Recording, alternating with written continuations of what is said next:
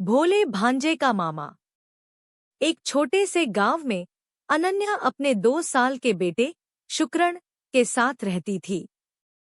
उसके पति का साया सिर से उठ चुका था, पर उसका भाई, जिसे शुक्रण मामा कहता था, हमेशा उनके साथ था। मामा बहुत प्यारे थे। वह दिन भर खेत में काम करते और शाम को शुक्रण के साथ खेलते। मामा भांजे की जोड़ी गांव में सबसे प्यारी थी।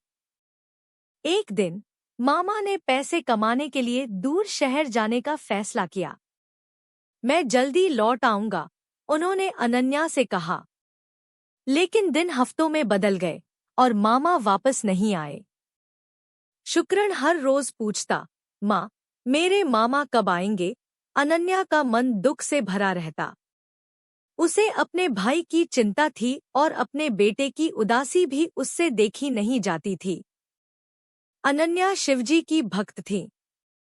उन्होंने अपने भोले से बेटे को समझाया, बेटा, जब तक मामा नहीं आते, तुम शिवजी से बातें किया करो। उन्हें ही अपना मामा समझो। एक दिन अनन्या बहुत बीमार पड़ गई। घर में खाने को कुछ नहीं था। छोटा शुक्रण अपनी बीमार माँ के लिए भोजन की तलाश में दूसरे गांव की ओर चला। वह बहुत भूखा था। रास्ते में उसे एक सेब का पेड़ दिखा, जिसके नीचे एक शिवलिंग था। शुक्रण ने सेब तोड़ने की कोशिश की, पर हाथ नहीं पहुंचा। वह पसीने से लथपथ था। पसीने की एक बूंद शिवलिंग पर गिरी। गांव वाले आए और चिल्लाए। शुक्रण डर गया और वहीं बैठकर रोने लगा। महादेव का मन अपने भोले भक्त पर दया से भर गया। गांव वालों के जाते ही एक साधारण व्यक्ति के रूप में महादेव प्रकट हुए। उन्होंने शुक्रण को एक सेब तोड़ कर दिया। और क्या चाहिए मेरे बच्चे? उन्होंने पूछा। शुक्रण ने कहा, मेरी माँ बहुत बीमार है, उन्हें ठीक कर दो। फिर उसने आंखें बंद करके अपनी दूसरी इच्छा मांगी, और मेरे मामा, वे वापस आ जाए।